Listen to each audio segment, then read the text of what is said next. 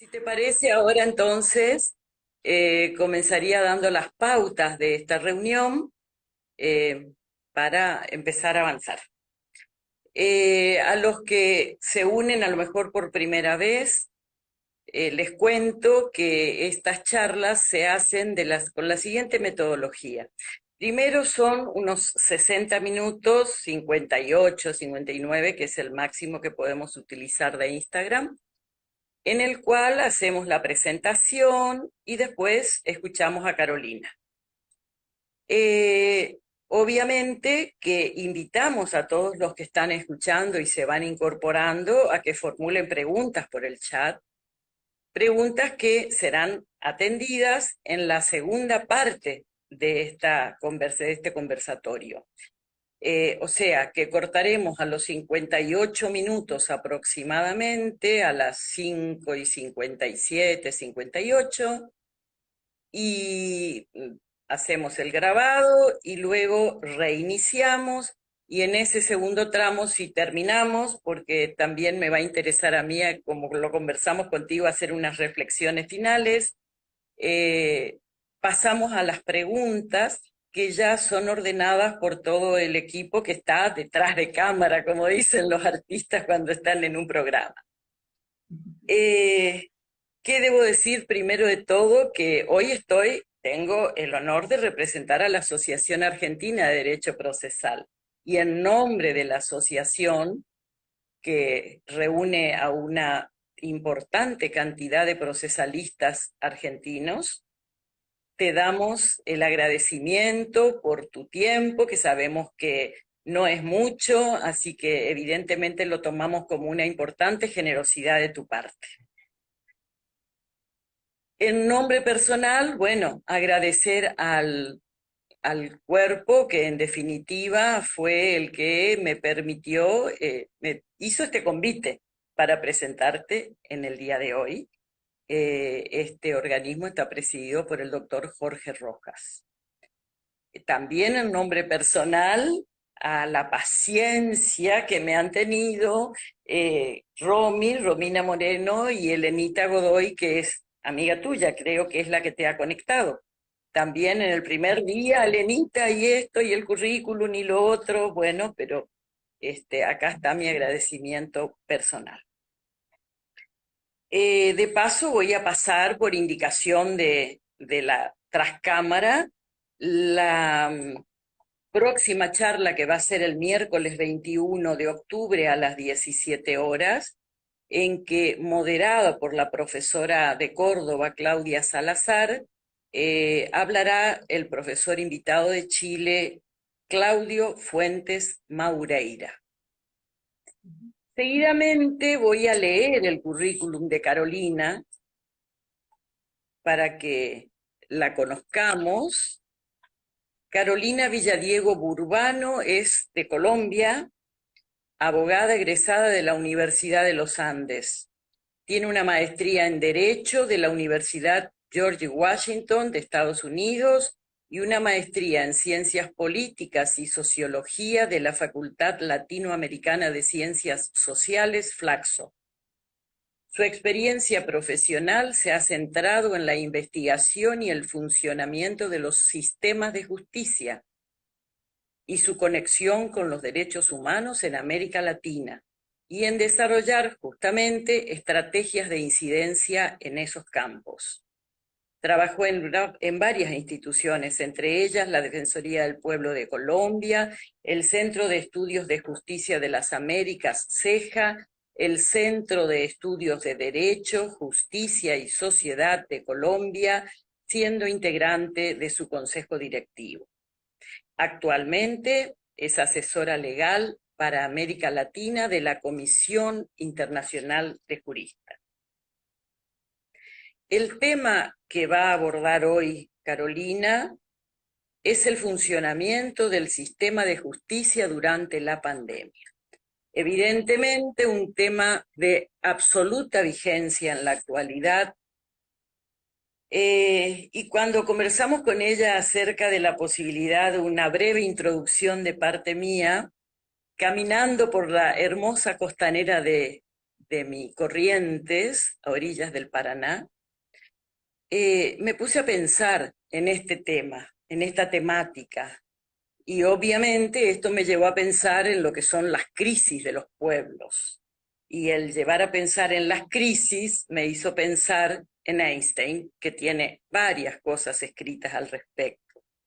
Las crisis traen progresos, ha dicho Einstein, entre otras tantas cosas al respecto. Realmente esta crisis que estamos transitando nosotros actualmente creo que es algo diferente a otras posiblemente. ¿Por qué? Porque corta transversalmente a civilizaciones occidentales, orientales y musulmanas.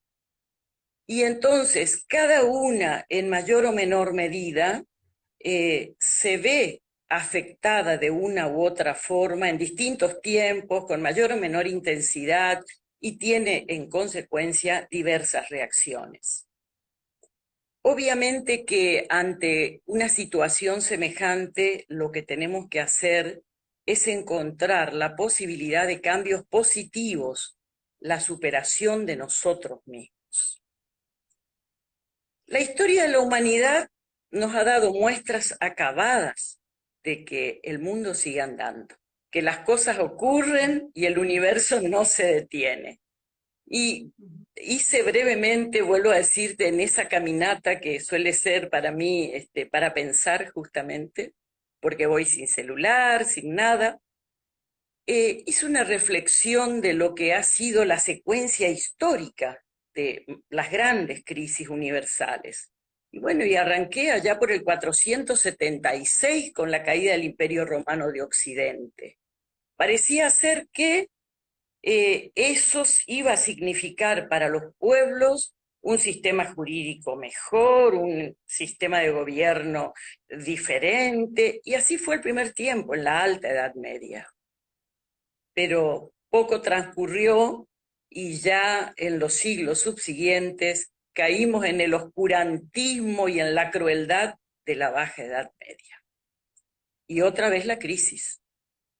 Y esta crisis que nos ha llevado digamos, a ser el germen de alguna forma de lo que fue el movimiento revolucionario francés de 1789.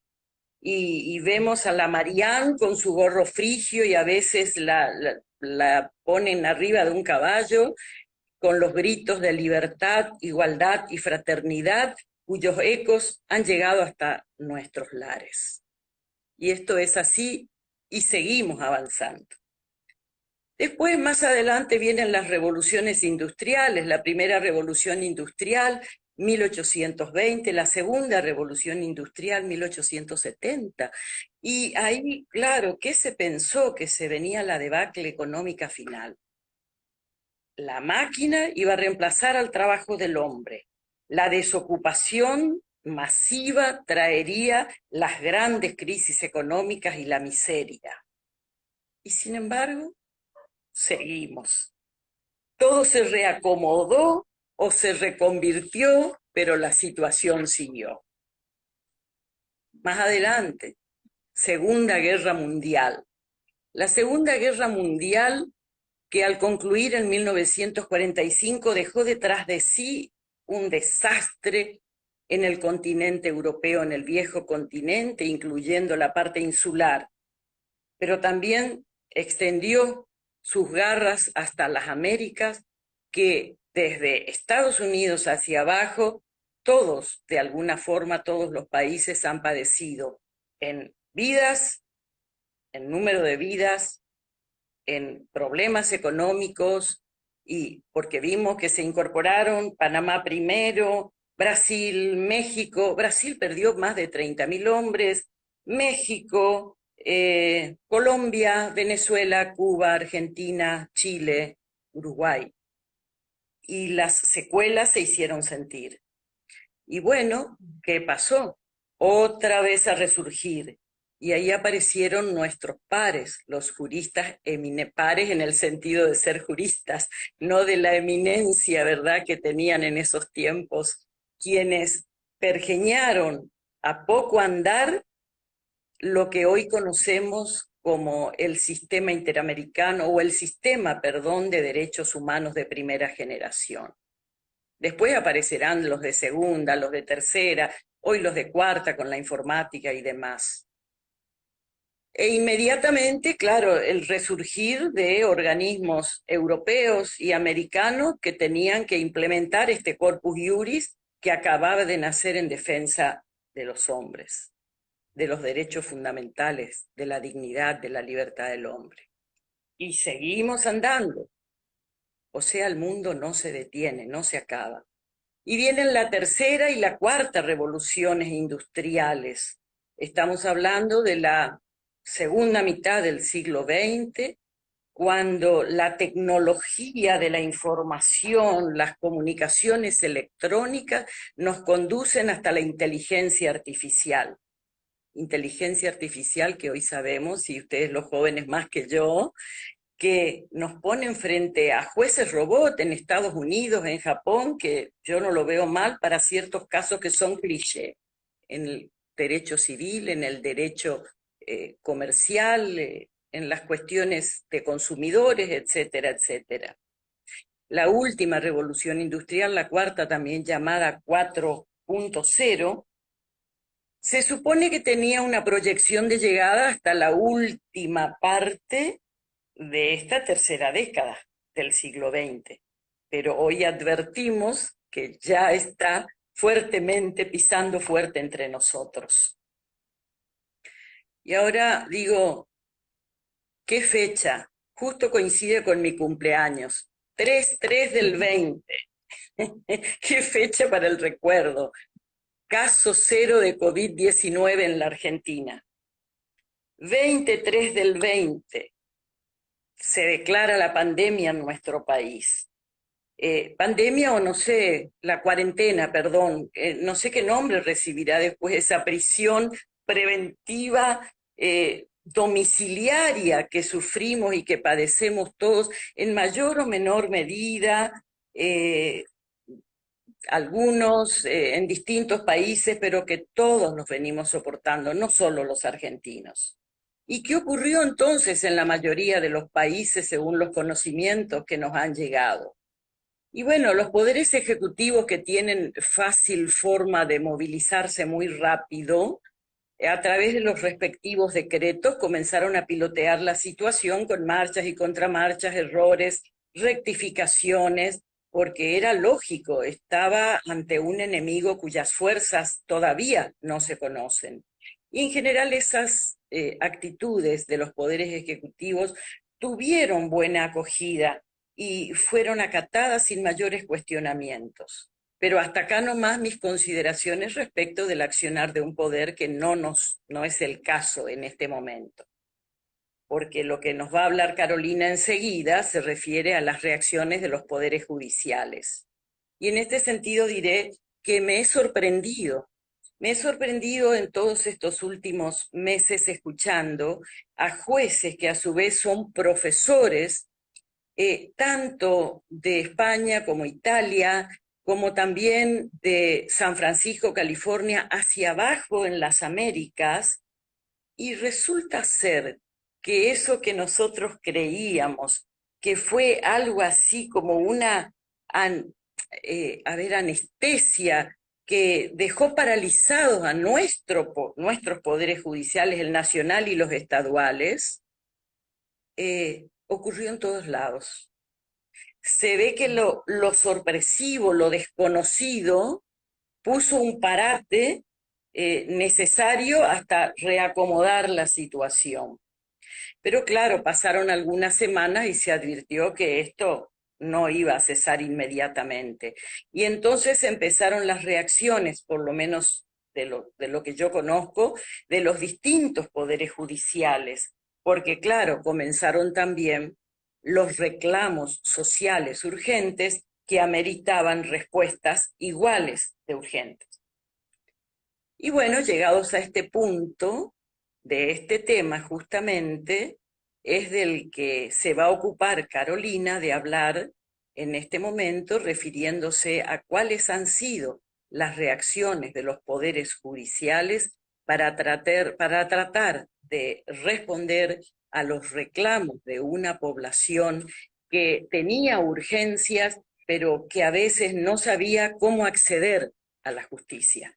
Y cada vez las urgencias se fueron ampliando más por el decurso del tiempo. Así que, Carolina, con todo gusto pasamos a escucharte. Muchas gracias, Rita, por la introducción y gracias también a la Asociación Argentina de Derecho Procesal por la invitación a esta charla. Es para mí un gusto estar acá. Espero que las conexiones a Internet nos acompañen bien y que no haya mucho corte. Yo quiero presentar esta presentación, valga la redundancia, en dos grandes puntos centrales.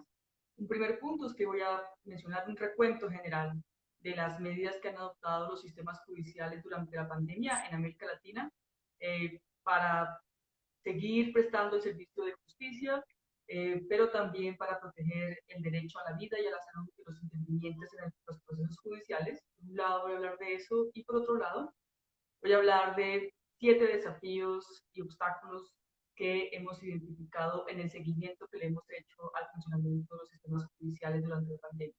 Antes de iniciar, quisiera decir que desde mediados de marzo en realidad, de este año, una vez comenzó en América Latina la confirmación de los casos de coronavirus, nos unimos con varios colegas de la región para hacer un seguimiento a cómo estaba funcionando el sistema de justicia y en el marco de este seguimiento es que solicitamos y damos un informe, solicitamos una audiencia y presentamos un informe ante la Comisión Interamericana que fue el viernes pasado y el informe es público, la audiencia también, el informe lo pueden encontrar en las páginas web de las organizaciones que apoyan esta iniciativa, incluida la Comisión Internacional de Juristas, donde yo trabajo, pero también está, por ejemplo, la Asociación para la Igualdad y la Justicia de Argentina, así que acompañó esta iniciativa y esta audiencia pública.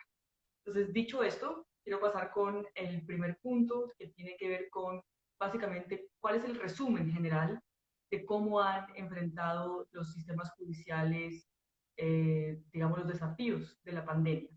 Esto es una visión general y por lo tanto hay especificidades en cada país, en cada lugar, pero digamos que voy a hacer una mirada general. En términos generales, los sistemas judiciales de la región empezaron desde mediados de marzo y finales de marzo a adoptar diversas medidas para brindar el servicio de justicia durante la pandemia, pero adaptado a una idea general que fue la primera medida, que es el cierre de los juzgados.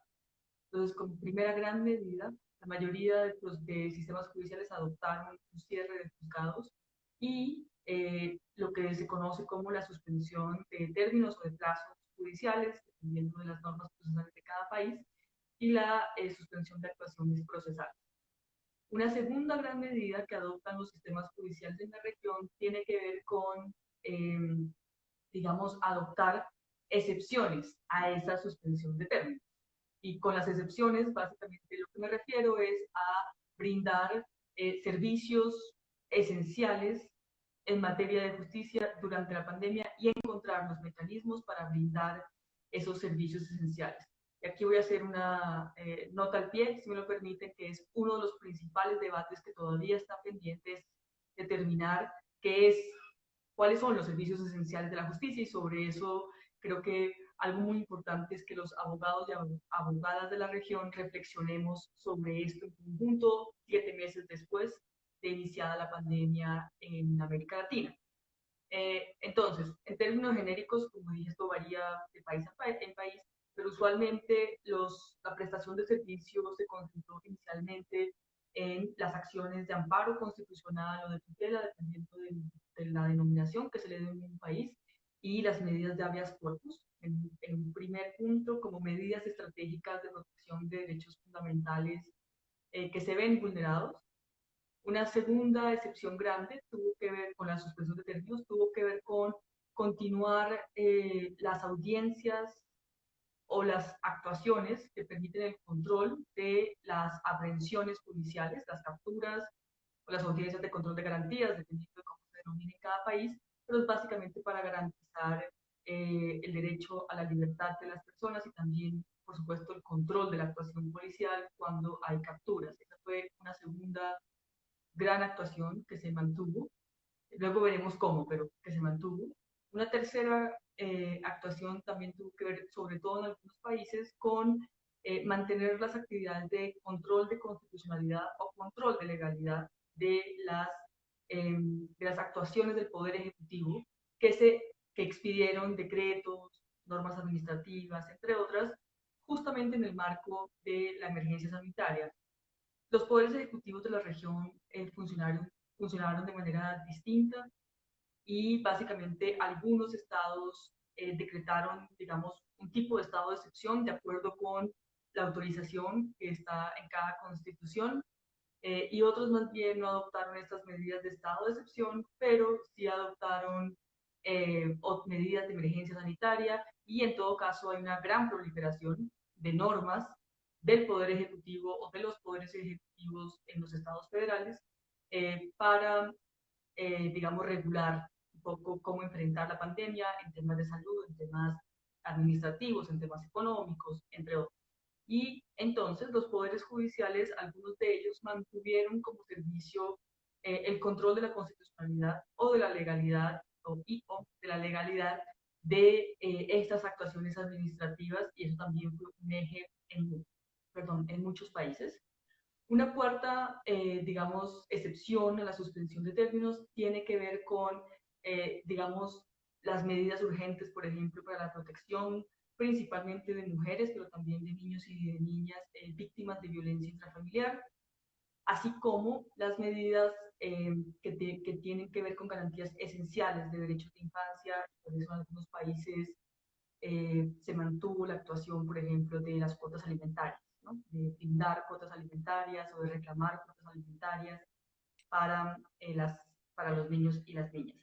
Y claro, una última medida macro es que en varios países también se mantuvieron medidas asociadas a reducir el hacinamiento. Y esto implica particularmente la revisión de las condiciones de privación de libertad de las personas que están y que estaban en las cárceles y aprobar su salida a detención domiciliaria o a otro tipo de medidas alternativas cuando ha sido autorizado a nivel, digamos, administrativo. Entonces, una primera medida fue la suspensión de plazos y de términos judiciales. Una segunda medida es la definición que lo hizo cada país de las excepciones a esa suspensión de plazos y de términos procesales en los ejes temáticos que yo acabo de mencionar de manera general. Una tercera medida, entonces, tiene que ver con que la mayoría de poderes judiciales autorizó el trabajo remoto de sus servidores judiciales. Y entonces, básicamente, las personas pudieron ir a sus casas, pero trabajar de sus casas. Y ahí también se dispuso entonces, y esto es la cuarta gran medida, como el uso de tecnologías de información y comunicaciones para brindar servicios de justicia. Y en el uso de tecnologías de información y comunicaciones, yo separaría, digamos, tres grandes cosas. Uno es el uso de herramientas para el trámite de procesos eminentemente escritos. Y entonces esto tiene que ver con qué herramientas tecnológicas se dispusieron para esto, cómo se desarrollaban los temas de firma electrónica en los documentos que se mandaban por Internet, cómo se acusa recibo, los sistemas de notificaciones, entre otras. Una segunda medida de uso de tecnologías tuvo que ver más con la actuación en los procesos orales y entonces disponer herramientas para audiencias virtuales, entre otras. Y la otra gran medida en uso de tecnologías tuvo que ver con qué herramientas se le entregaba a la ciudadanía y a los abogados y abogadas litigantes para presentar acciones o para presentar escritos en el marco de los procesos y cómo, digamos, en varios países se desarrollaron distintas herramientas de manera muy rápida para generar eso. Eso es como un resumen, yo diría, general de las medidas que adoptaron los sistemas judiciales durante la pandemia y, como dije, varía de país en país. Lo que es muy relevante para analizar sobre esto es que inicialmente los poderes judiciales casi que cerraron completamente manteniendo algunas cosas. En algunos países la sociedad civil presionó para la apertura o para que se definiera como excepción a la, digamos, al cierre y a la suspensión de términos, acciones fundamentales para la protección de derechos fundamentales, como la acción de amparo, por ejemplo, o el habeas corpus, entre otras. Y luego, una cosa importante para mencionar es que en general llevamos 7 meses desde que fue confirmado los primeros casos de coronavirus en América Latina y desde que los poderes judiciales adoptaron estas medidas. Por lo tanto, estas medidas que yo acabo de mencionar de manera muy global han sido revisadas durante estos meses por los distintos poderes judiciales. En muchos países se han ampliado las excepciones a la suspensión de términos y, de hecho, una cosa importante es que a partir de mediados de junio, en varios países de la región empezó, digamos, como lo que se conoce como los planes de reapertura del Poder Judicial o la vuelta a la apertura de los juzgados o un plan de transición para saber cómo se va a brindar el servicio de justicia mientras dure la emergencia sanitaria, porque uno de los temas esenciales es que hemos aprendido es que nadie sabe realmente cuánto tiempo va a durar la emergencia sanitaria ni cómo realmente la vamos a enfrentar. Entonces, los poderes judiciales, y estas son unas grandes conclusiones que anticipo, parte de los asuntos esenciales que tienen que definir es presentar un plan y implementar un plan que permita a la ciudadanía y también a los litigantes y también a los servidores judiciales saber cómo se va a brindar el servicio de justicia durante el tiempo que dure la emergencia sanitaria, porque ya han pasado varios meses desde que, digamos, inició la emergencia y la respuesta debe ser cada vez más estructural. Entonces, con esto que acabo de mencionar, paso a la segunda parte que yo quisiera mencionar en esta charla, que tiene que ver con los desafíos y los obstáculos que los sistemas judiciales han enfrentado en el marco de su funcionamiento, y voy a concentrarme en 7 de manera general. Son bastantes, espero que el tiempo me dé. El primer gran desafío que han enfrentado, digamos, que han enfrentado los sistemas judiciales para su funcionamiento durante la pandemia, tiene que ver con que ha habido una reducción, una disminución del acceso a la justicia durante la emergencia sanitaria.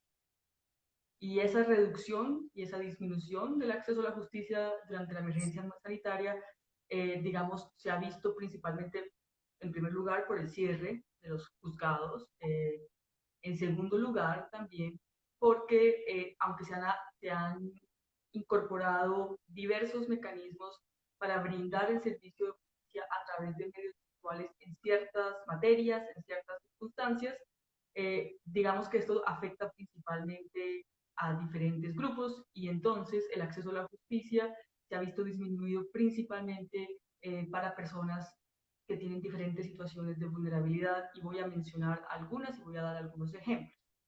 La primera, y digamos, tiene que ver con los temas de violencia intrafamiliar y violencia doméstica, de lo que son víctimas niños y niñas y mujeres.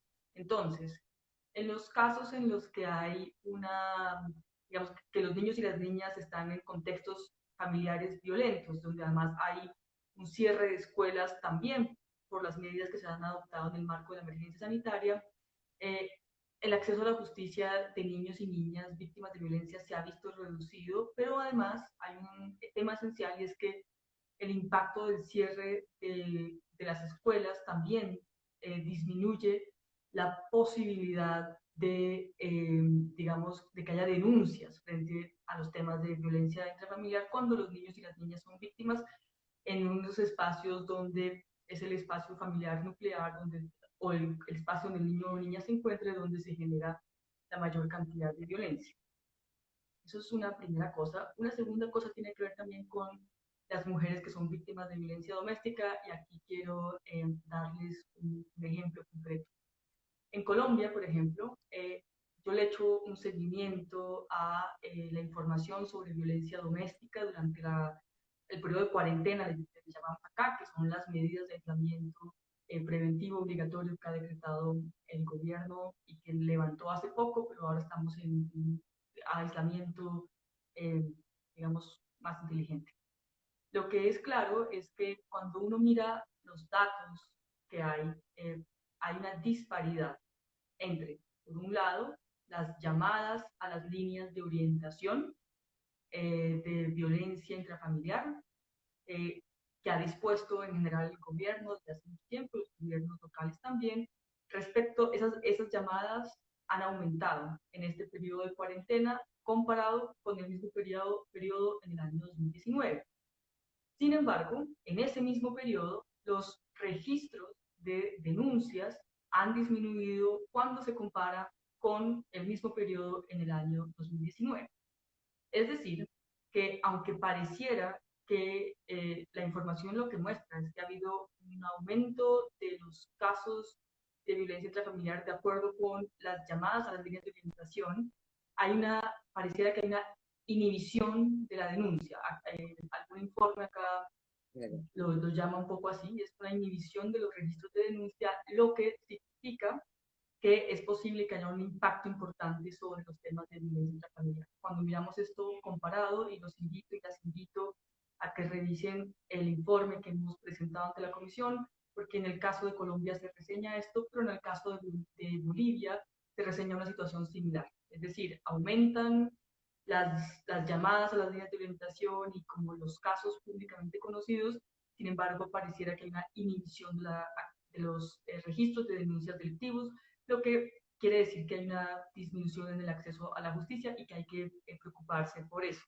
Pero además de esto, hay otras personas que están en situación de vulnerabilidad cuyo acceso a la justicia se ha visto reducido, particularmente, por ejemplo, personas migrantes o refugiadas o solicitantes de asilo, pero también, digamos, personas en situación de vulnerabilidad y sobre todo personas que están en sitios rurales que no tienen acceso suficiente a Internet. Y con esto voy a pasar al segundo gran desafío, que es la brecha digital. Teniendo en cuenta que la justicia ha migrado principalmente hacia brindar el servicio de manera virtual y no presencial, la brecha digital que ya existía antes de la pandemia y de la cual el sistema judicial pues no es responsable, pero se tiene que hacer cargo un poco de este tema también, aumenta las debilidades en el acceso a la justicia. ¿Y qué, digamos, a qué me refiero en general cuando hablo de brecha digital? Básicamente a dos cosas. Por un lado, que las personas puedan no tener acceso a Internet o a herramientas tecnológicas que permiten el uso de Internet como esto que estamos haciendo, por ejemplo, hoy. O a un segundo punto, o una segunda forma de verlo es que las personas, aún teniendo el acceso a Internet, no tengan el conocimiento suficiente o las destrezas para manejar las herramientas tecnológicas que le permita entonces, digamos, navegar en las herramientas que disponen los juzgados, los tribunales y el Poder Judicial para poder, digamos, reclamar sus derechos. Y esta brecha digital afecta, que yo acabo de mencionar, afecta a usuarios en primer lugar, por supuesto, particularmente, y aquí voy a dar otro ejemplo. Los datos en Colombia muestran que en 2018, por ejemplo, el promedio de conectividad en hogares de Internet era alrededor del 40%, pero que había una disparidad enorme entre el acceso a Internet en estratos socioeconómicos altos versus estratos que estaban en socioeconómicos bajos o en situación de vulnerabilidad. Entonces, esta brecha que ya existía aumenta, por supuesto, con la pandemia y reduce el acceso a la justicia y afecta muchísimo a los usuarios y usuarias de la justicia. Pero además la brecha digital afecta también a los abogados y abogadas litigantes, porque tienen el mismo problema, sobre todo en zonas del país, de los países donde no existe la conectividad suficiente o donde aún teniéndola no tienen todo el conocimiento y las destrezas para manejar estas herramientas. Y por supuesto la brecha digital, lo han dicho las asociaciones de jueces, también afectan a los jueces y juezas, particularmente porque manejar todas las herramientas que se han generado en estos tiempos no es una situación sencilla y yo creo que todas las personas que estamos navegando por los mundos virtuales Sabemos que no es fácil manejar Zoom, Instagram, Teams y bueno, hay muchísimos otros sistemas y entonces realmente eso genera algunas dificultades. Entonces, ese es el segundo gran desafío que hemos identificado. Hay un tercer gran desafío que quiero mencionar que tiene que ver también con las tecnologías de información y comunicaciones, pero que está principalmente asociado a las garantías del debido proceso en los procesos judiciales que se tramitan a través de Internet y que esto obviamente ha sido una conversación, un debate largo de los procesalistas de la región, sin duda algo que debe interesar muchísimo a la asociación y en general, digamos, cuáles son los temas más centrales de esta discusión para resumirlo. Uno primero tiene que ver, por supuesto, con aquellos procesos orales de corte adversarial donde las garantías centrales al debido proceso de juicio oral, de contradicción, de inmediación, son esenciales a, al proceso mismo y por lo tanto el proceso mismo es, digamos, algunas actuaciones son inherentemente presenciales. ¿Cuáles son básicamente esas actuaciones?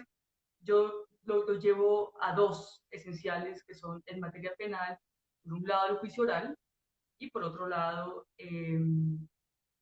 las audiencias que permiten el control de la legalidad de la aprehensión policial o el control de garantías, el control de la captura, dependiendo de cómo se llame en cada país, porque esas son actuaciones que son inherentemente presenciales. En el caso de las audiencias de control de aprehensión o control de legalidad o control de garantías o como se denomine en cada país, es porque esas audiencias también están establecidas para vigilar la actuación policial durante la captura y particularmente verificar que no haya habido tortura o tratos crueles durante la captura. Entonces, que sea presencial es esencial para eso. Y en el caso del juicio oral, porque es esencial frente a los derechos de contradicción y mediación, entre otras, verificar que a los testigos no se les esté, nadie les esté diciendo lo que tienen que decir en una actuación oral, eso es muy complejo, entre otras, ¿no?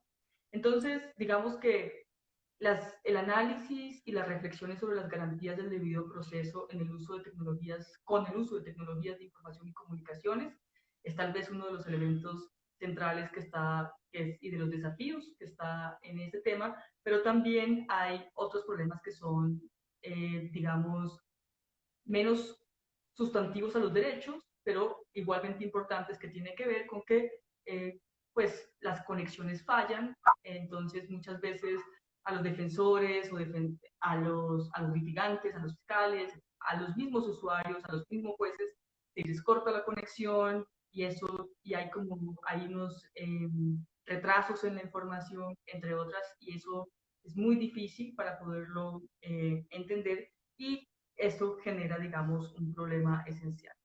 Y con esto quiero pasar al cuarto desafío que quiero mencionar, que tiene que ver con la invisibilización de la situación de la justicia en la agenda pública de la pandemia a nivel estatal. ¿Y qué quiero decir con esto? Lo que quiero decir con esto es que en general, digamos, más allá de que todos los poderes judiciales han tomado sus propias medidas, la situación de la justicia está un poco invisibilizada en la agenda pública, nacional o estatal. ¿Por qué? Porque principalmente esto está liderado por los poderes ejecutivos y también porque en muchas ocasiones los poderes judiciales, bueno, por un lado, o no han sido invitados a las mesas generales para conversar y enfrentar los temas de la pandemia, o por otro lado, ellos mismos también tampoco han coordinado con el poder ejecutivo y legislativo y esto genera muchos problemas porque la justicia es un asunto de Estado y al ser de Estado también es clarísimo que necesitamos digamos, enfrentar la situación de la pandemia de manera conjunta y que el Poder Judicial sepa cómo va a enfrentar esto. Y aquí quiero mencionar un tema crucial que tiene que ver con el presupuesto. Porque dependiendo de los países, ¿no? Pero el presupuesto usualmente no es solo, no está necesariamente siempre establecido como un porcentaje fijo para el Poder Judicial, entonces hay que tener conversaciones con los gobiernos. ¿Y con los parlamentos. Y eso implica también que establecer que el sistema de justicia haga parte de la agenda pública de la pandemia es clave para poder tener esto en cuenta. Un quinto desafío tiene que ver con, digamos, los problemas frente al respeto a la independencia judicial durante la pandemia en algunos países. Y aquí voy a hacer una división general. Ha habido unos problemas asociados al respeto a la independencia, digamos, externa, a la independencia judicial externa, y a otro tiene que ver con asuntos asociados a respeto a la independencia interna del Poder Judicial.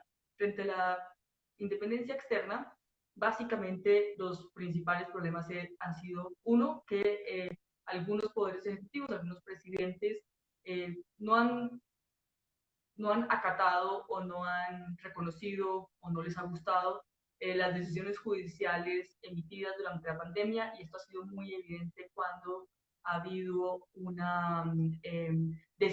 ha habido decisiones de control de constitucionalidad o de legalidad de las actuaciones del Poder Ejecutivo durante la pandemia. Tal vez el caso más emblemático de eso en este momento y en este análisis es El Salvador. Pero también, digamos, tiene que ver, por ejemplo, con otro asunto esencial, y es que algunos poderes ejecutivos han aprovechado o pueden aprovechar la pandemia para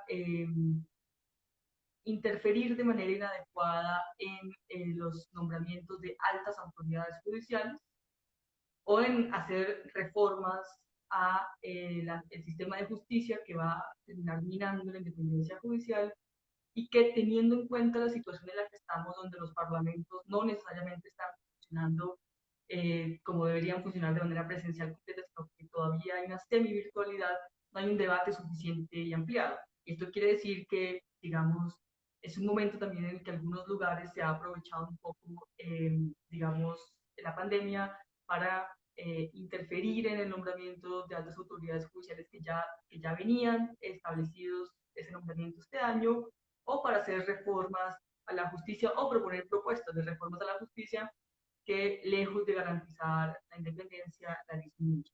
Y desde el punto de vista de la independencia interna de los jueces, de los grandes desafíos tiene que ver con que, en general, digamos, las medidas adoptadas para enfrentar la pandemia han sido principalmente adoptadas por lo que llamamos los órganos de gobierno de la justicia en cada país, que varían. En algunos son las Cortes Supremas o los consejos de la Judicatura, o un enfoque mixto entre los consejos de la Judicatura y las Cortes Supremas.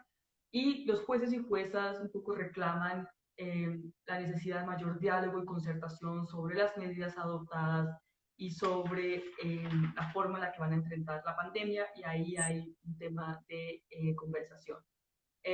Voy a mencionar rápidamente dos desafíos, porque estoy viendo la hora, para cerrar esta parte. El sexto desafío al que quiero hacer referencia tiene que ver con que ha habido falta de información de calidad digamos, del funcionamiento de los sistemas de justicia durante la pandemia. ¿Y a qué me refiero con el tema de la falta de información de calidad? Básicamente a cuatro cosas. Primero, digamos, ha habido una poca información transparente para la ciudadanía.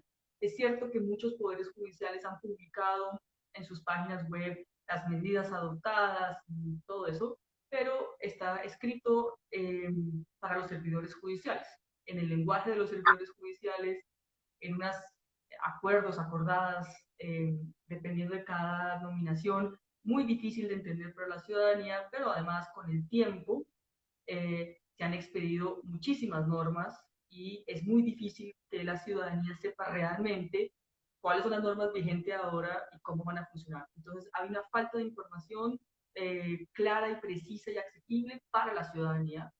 Un segundo problema asociado al tema de la información, de la falta de información de calidad, tiene que ver con que en general los poderes judiciales no han hecho, digamos, como una rendición de cuentas de lo que han hecho durante la pandemia.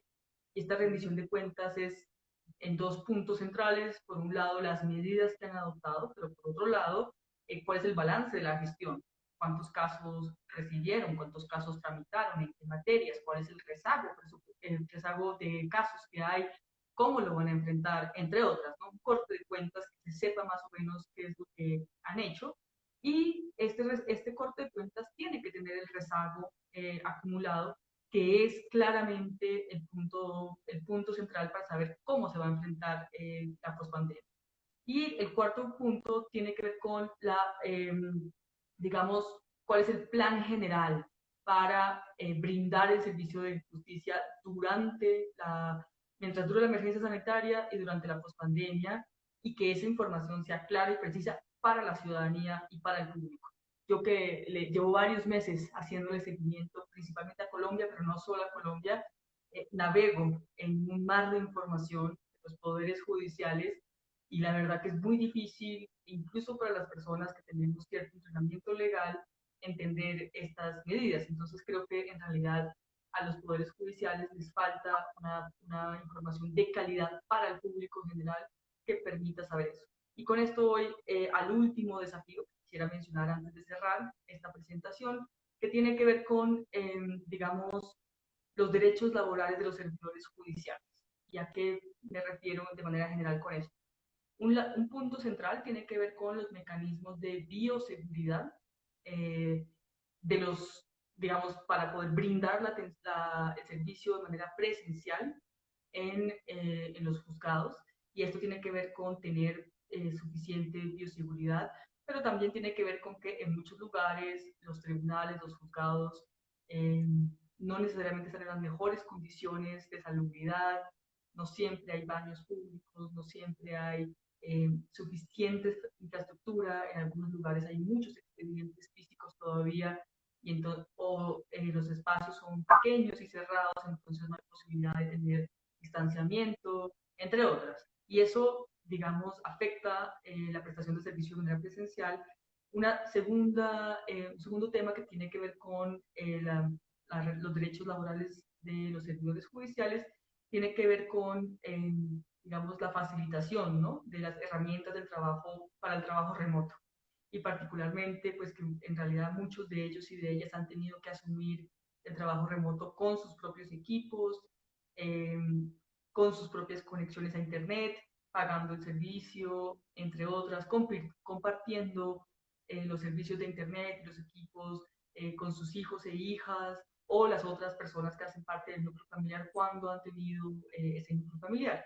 Y con eso quiero llegar al tercer tema que quiero mencionar frente a los derechos de los servidores judiciales, que es el último desafío que voy a mencionar, que tiene que ver con un análisis de cómo las medidas de la pandemia y el trabajo remoto ha afectado de manera particular a los servidores judiciales o las servidoras judiciales que tienen a su cargo las labores de cuidado, particularmente que tienen a su cargo labores de cuidado de niños que además están teleestudiando, eh, y de, obviamente todo lo que implica las labores de cuidado al trabajo doméstico y cómo esto también afecta principalmente su desempeño, eh, y entonces también tiene un efecto en el acceso a la justicia de las personas, ¿no? Entonces, digamos que para concluir ya, Rita, yo lo que diría de manera general es, por un lado, los servicios, la justicia ha brindado diferentes servicios durante la pandemia, pero la justicia en general enfrenta varios desafíos que tenemos que conversar, enfrentar y resolver, o por lo menos plantear un plan para resolverlos. Y de manera general yo quisiera dejar tres ideas. Una primera es que el servicio de justicia es esencial para garantizar el acceso a la justicia a las personas y es esencial en un Estado democrático y de derecho, lo que quiere decir que no puede haber una suspensión ni un cierre de juzgados, sino que tiene que haber brindarse el servicio de manera particular. Una segunda idea que quisiera dejar es que hay que fortalecer el respeto por la independencia judicial, porque la justicia es esencial en el Estado de Derecho y el respeto a la independencia es fundamental, tanto la independencia externa como la independencia interna del Poder Judicial. Y con esto, una tercera idea que quiero dejar es que la justicia y en general los sistemas judiciales tienen que hacer un balance, rendir cuentas y explicarle al público en general cómo van a seguir funcionando durante la emergencia sanitaria y cómo se espera entonces que vayan a procesar los casos que tienen rezagados, pero también un posible incremento de la demanda que que es probable que se venga con, digamos, justamente por los efectos de la pandemia, en particular en materia de derechos económicos, sociales y culturales. Entonces, gracias Rita, dejo acá, espero no haberme extendido demasiado en el tiempo. Bueno, perfecto, ha sido un gusto. Bueno, le decimos a los que nos están siguiendo que seguida que pueden hacer sus preguntas por el chat, que ahora cortamos unos 5 minutos y nos reconectamos para hacer, quizás voy a hacer yo algunas conclusiones de cierre. Estaba anotando cosas mientras hablabas y bueno, y después las preguntas de quienes están siguiendo esto en vivo. Así que por ahora cortamos. Gracias. Reanudamos Bien, sí entonces. señora.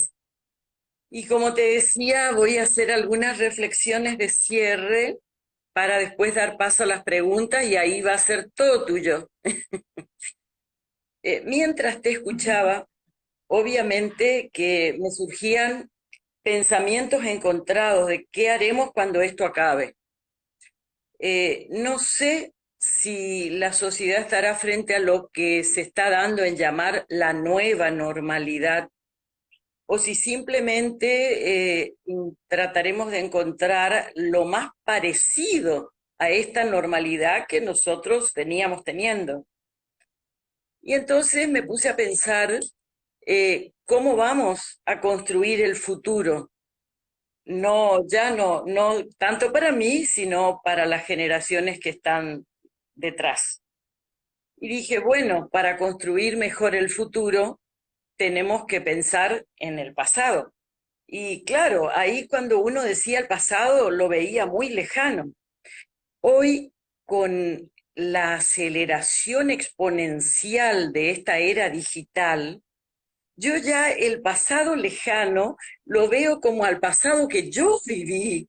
O sea, cuando comencé a trabajar en 1967, o sea, hace más de medio siglo, y trabajábamos con hojas de papel y 5 carbónicos para poder hacer las copias de una sentencia, y la máquina Remington parece el lejano, no sé, un pasado muy lejano, y es tan solo, te estoy diciendo, un poco más de medio siglo. Entonces digo, sí, antes pensábamos, hay que mirar el pasado, recoger. Ahora el pasado que tenemos que mirar, me parece, para construir un mejor futuro, es el pasado reciente, el que prácticamente repensar esto que hemos pasado en los últimos años. Eh, Porque con marchas y contramarchas, pruebas y eh, errores superados, vamos a poder construir, o los jóvenes van a poder construir un mejor futuro. Al comienzo había aludido a la actitud de algunos poderes judiciales que de manera espasmódica y reaccionaron dictando medidas a veces inorgánicas, desordenadas, porque lógico, se estaban enfrentando a un enemigo desconocido e inesperado. Ahora, eh, lo que tenemos claro es que buena parte de estos medios telemáticos que están instalados han venido para quedarse. Claro que pienso, perdón, estoy mirando acá la computadora, pienso que no todos, no todos. Mi gran pregunta es, ¿en qué medida y cuánto de esto que ha venido se va a quedar? Y ahí sí, escribí algunas preguntas porque dije después me las voy a olvidar. Y digo, ¿no ocurrirá que en algunos espacios geográficos, con las más variadas excusas y argumentos, volverán a lo de antes? Que la falta de recursos económicos, que la falta de seguridad de la conectividad, que la falta de capacitación de los recursos humanos, que la propia población, como decías hace un momento, no sabe cómo acceder a la justicia porque a lo mejor maneja un celular, pero nada más que eso, o tiene una computadora y punto. Mi otra pregunta, ¿tendremos de uno y otro lado del mostrador operadores del sistema jurídico, con una mentalidad jornada y con la decisión firme del no retorno a las viejas prácticas? Vamos a suponer que las respuestas a estos interrogantes sean las más favorables, las más satisfactorias. Y digo, bueno, nos queda todavía bastante andar el camino. Una, que nuestros dirigentes tomen conciencia que la transformación solo se va a poder operar en la medida en que se adopten políticas públicas racionales y acomodadas a estas necesidades. Y después nos va a quedar el otro tramo, que a veces es el más difícil, el dictado de normas que pongan orden a esa diversidad de soluciones encontradas por los poderes judiciales en la urgencia. Necesitaremos sin duda un plexo normativo que disponga salidas que respeten el marco convencional, porque que nos reclama garantizar un juicio justo. Pero yo creo que juicio justo va a ser suficiente, aunque no sea perfecto. Y entonces pienso que serán los estudiosos del derecho quienes deberán encontrar el rumbo para sugerir cuánto de lo retro, de lo anterior, va a poder quedar para ensamblarse con lo nuevo. Y ahí suelo decir con frecuencia que, como en todos los órdenes de la vida, seguramente encontrar el justo y debido equilibrio que a veces dentro de las posibilidades culturales, económicas, pueden darnos la mejor respuesta. Ni volver al papel para todo, ni descartarlo para todo, pero para casi todo. Es la idea que tengo, ¿verdad? Debo admitir que tengo fuertes dudas y no tengo posición definitiva tomada, y de ahí las dudas en lo que respecta al proceso penal al que hiciste referencia también, y a la virtualidad.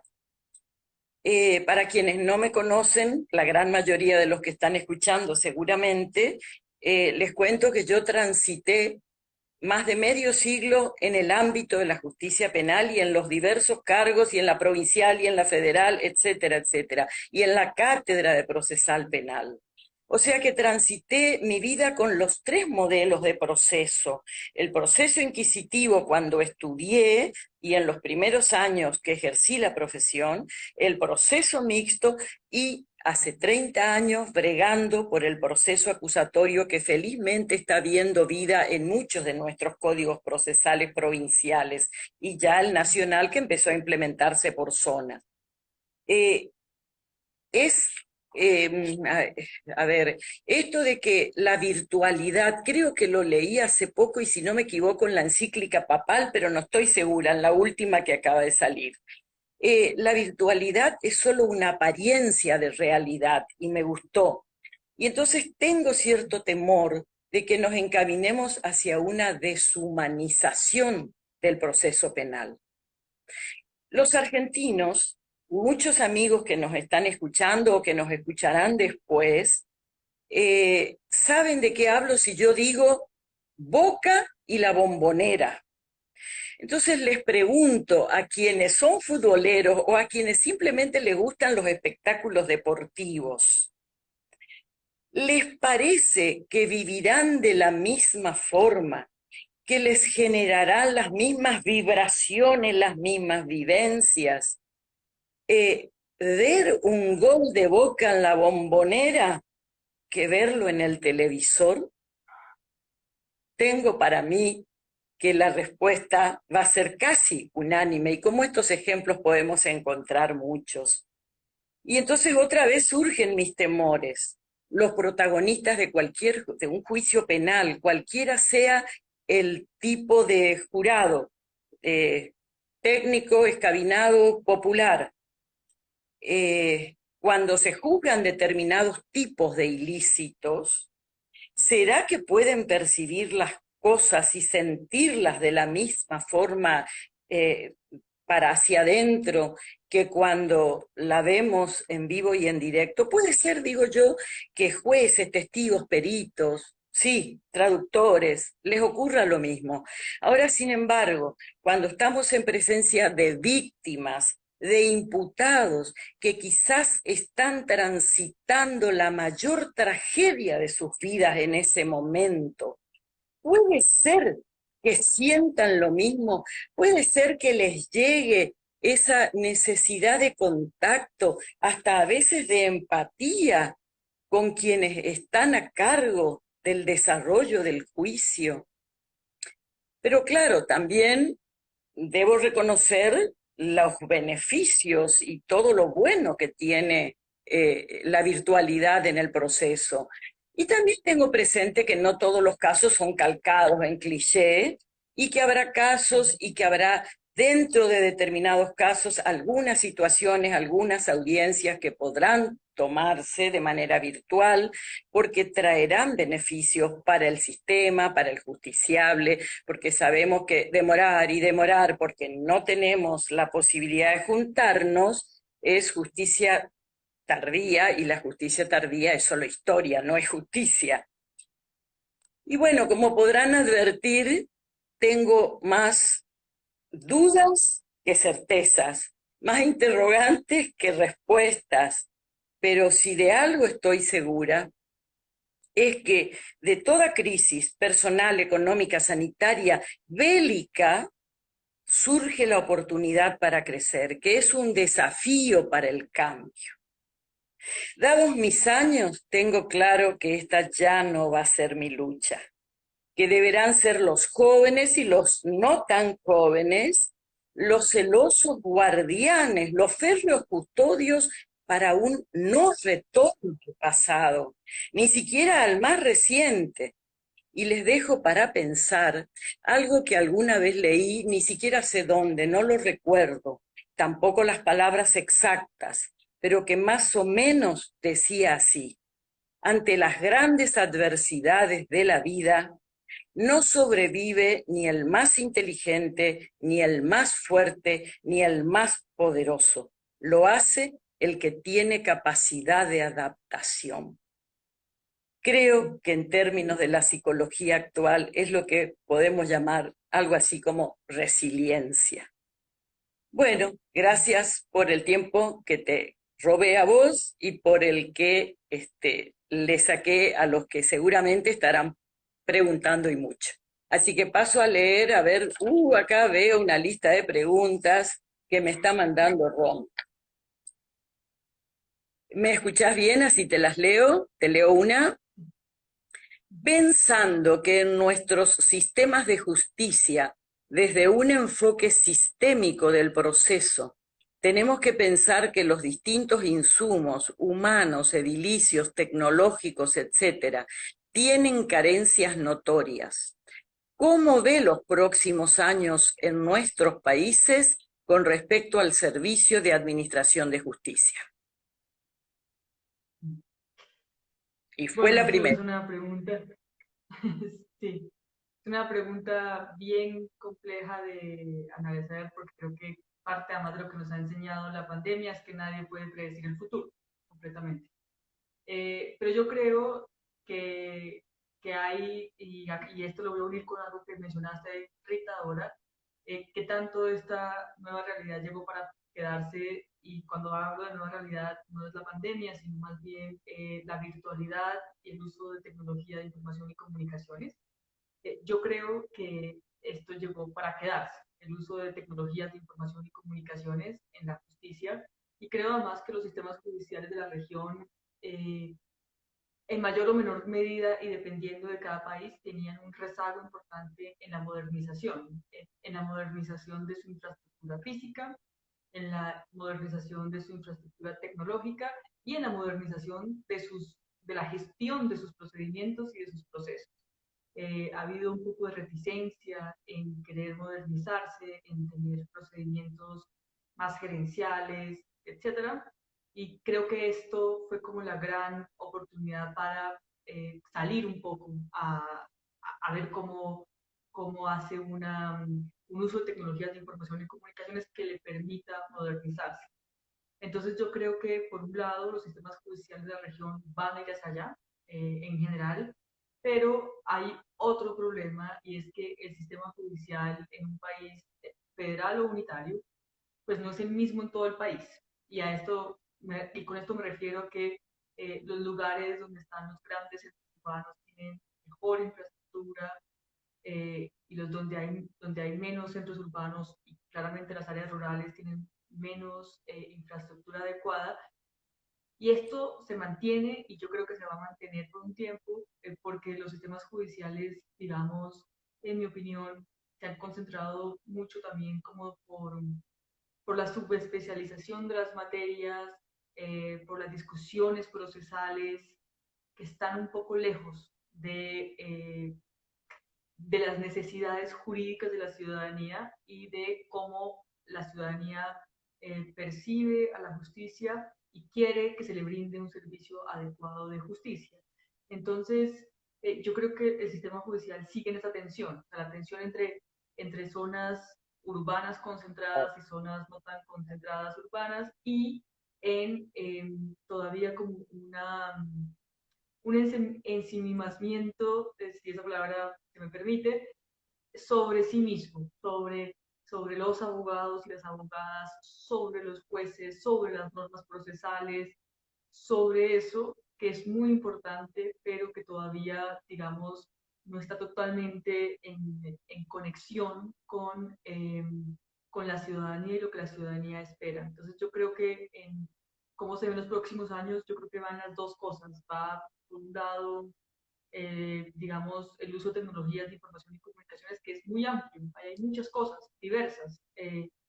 Digamos, el expediente electrónico es una cosa, hacer audiencias virtuales es otra, inteligencia artificial es otra cosa, entonces es una cosa muy amplia, pero también se mantiene lo otro, que es cómo realmente salir un poco de ese cierre sobre sí mismo y tener una cara más eh, de cara a la ciudadanía y sobre todo mayor transparencia activa frente a la ciudadanía y rendición de cuentas más fuerte frente a la ciudadanía. Eso es lo que diría, si se puede predecir el futuro, tal vez diría eso.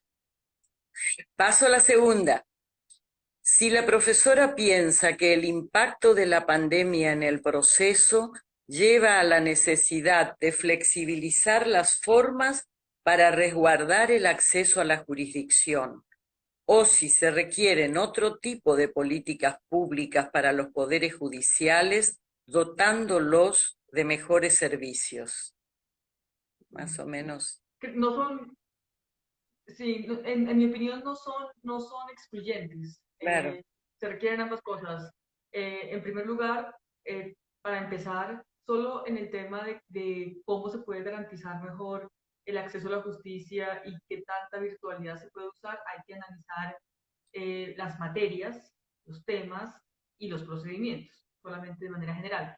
En el tema de materias, por ejemplo, y por eso puse en la primera parte de mi exposición el énfasis sobre violencia intrafamiliar, es que pues no es lo mismo un reclamo, un cierre de una empresa que denunciar un caso de violencia intrafamiliar. No es Claro. lo mismo cuando yo soy una persona mayor de edad que tengo acceso a Internet y al uso de las tecnologías que cuando soy un adolescente que tengo 15 años y no tengo eso o no sé a dónde ir ni cómo denunciar. Entonces, yo lo que digo, y bueno, no es lo mismo las garantías del debido proceso en materia penal que en otros procedimientos.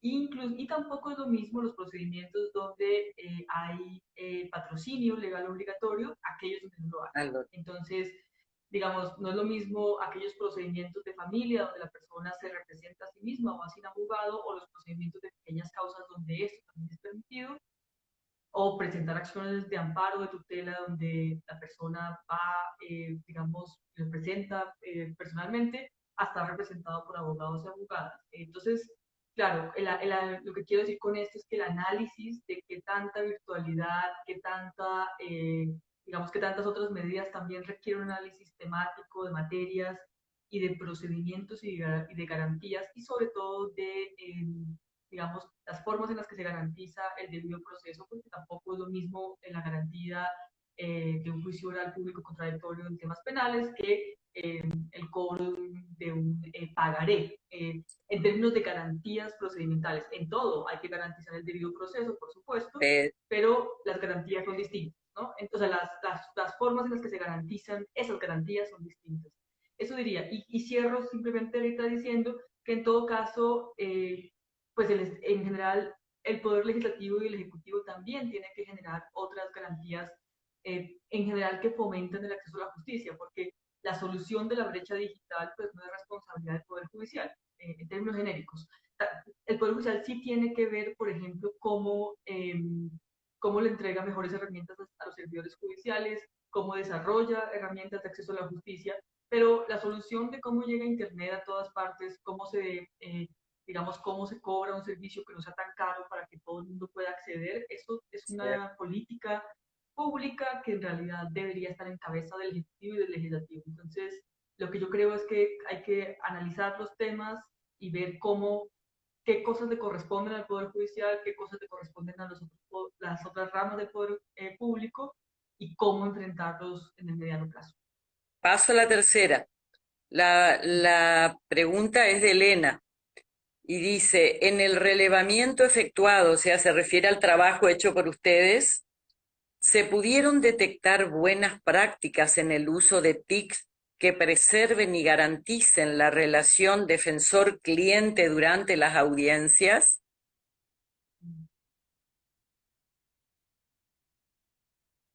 Eh, no recuerdo en este momento que hayamos podido eh, tener eso en cuenta. Lo que sí creo es que ha habido un desarrollo importante de las tecnologías de información y comunicaciones en general en América Latina y ya hay algunos que están experimentando, algunos poderes judiciales que han experimentado con sistemas que permiten también una comunicación privada entre defensor El imputado.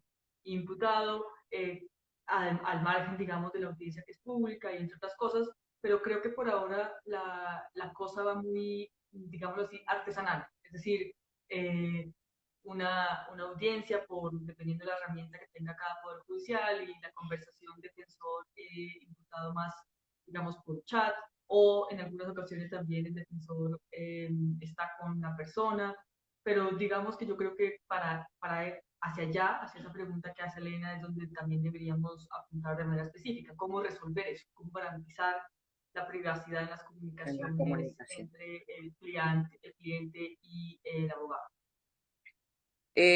Otra pregunta que la formula Analía Reyes, una niña muy activa del procesalismo nacional.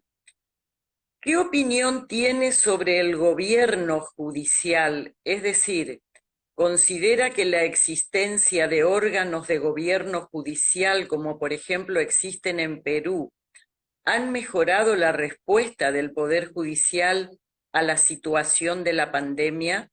¿Piensa que sería viable en países como Colombia y Argentina? Mira, Analía, creo que todos los poderes judiciales tienen gobierno judicial.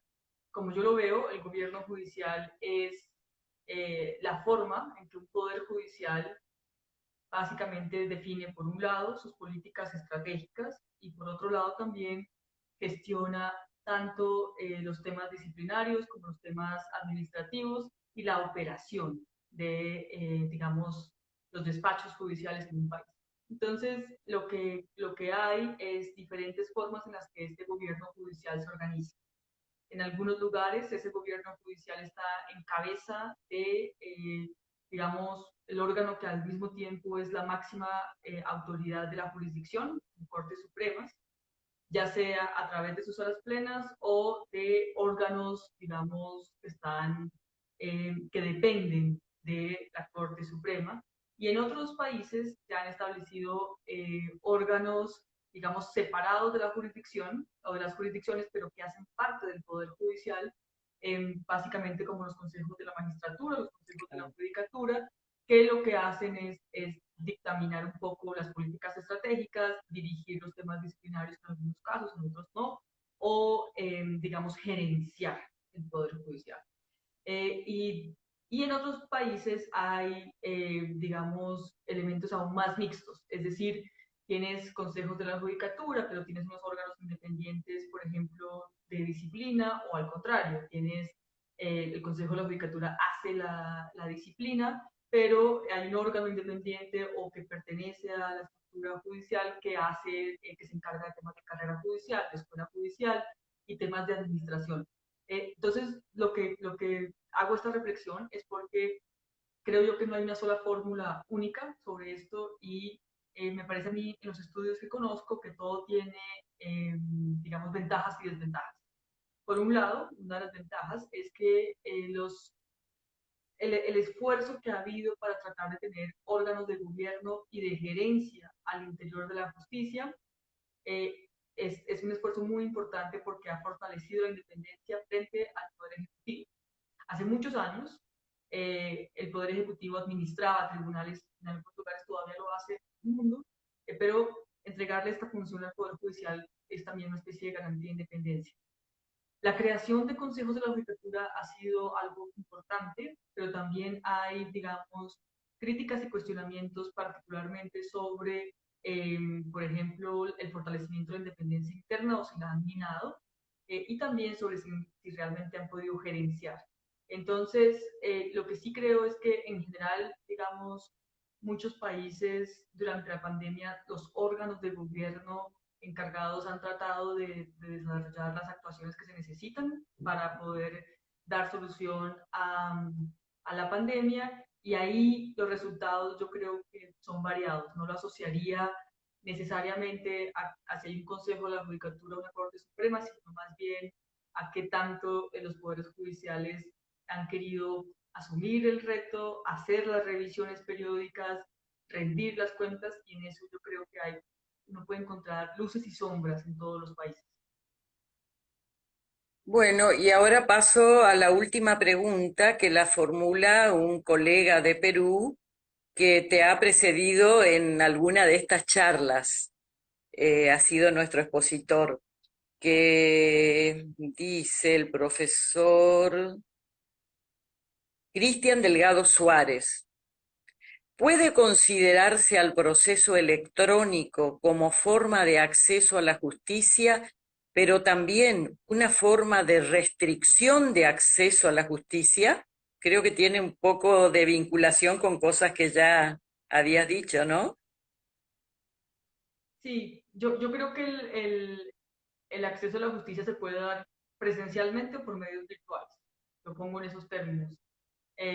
Lo que creo es que hay condiciones que dificultan el acceso a la justicia también presencialmente, porque no es que la virtualidad sea la única que dificulta el acceso a la justicia. La virtualidad tiene un efecto complejo en el acceso a la justicia, particularmente cuando hay brecha digital, eh, o particularmente, digamos, en los procedimientos en los que tramitarlos virtualmente no es la mejor garantía del procedimiento. Pero la presencialidad también tiene otros problemas. Por ejemplo, tiene costos asociados a los transportes.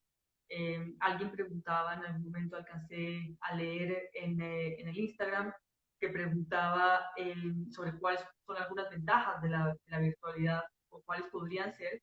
Y yo lo que creo ahí es que también a uno se le olvida, pero muchos litigantes trabajan o litigan en diferentes ciudades y provincias y departamentos, y hay un costo en tener que viajar hasta esos lugares, ir a las audiencias, entre otras, y eso también, digamos, impacta en el acceso a la justicia, particularmente de quienes tienen que sufragar los costos de los honorarios de los abogados y de las abogadas. Entonces, lo que creo es que hay, digamos, unos problemas asociados al acceso a la justicia que se pueden dar con medios presenciales y virtuales, y lo que hay que tratar de reflexionar, en mi opinión, es, por un lado, cómo reducir las brechas en acceso a la justicia, tanto presencial como virtual, y por otro lado, cómo garantizar un buen servicio de justicia con garantías procesales fuertes en el servicio presencial o en el servicio virtual, porque en ambos también puede haber problemas de garantías procesales. Entonces, digamos que sí, diría eso. Bueno, bueno, y con esto vamos a dar por terminada la reunión de hoy. volviendo a agradecer tu presencia, tu tiempo, también el de quienes nos han seguido, nos han escuchado, y por fin recordar nuevamente lo que dije al principio, que el próximo 21 de octubre a las 17 horas tenemos al profesor invitado, que es un profesor chileno, Claudio Fuentes Maureira. Modera la profesora Claudia Salazar. A todos, gracias por el tiempo y adiós.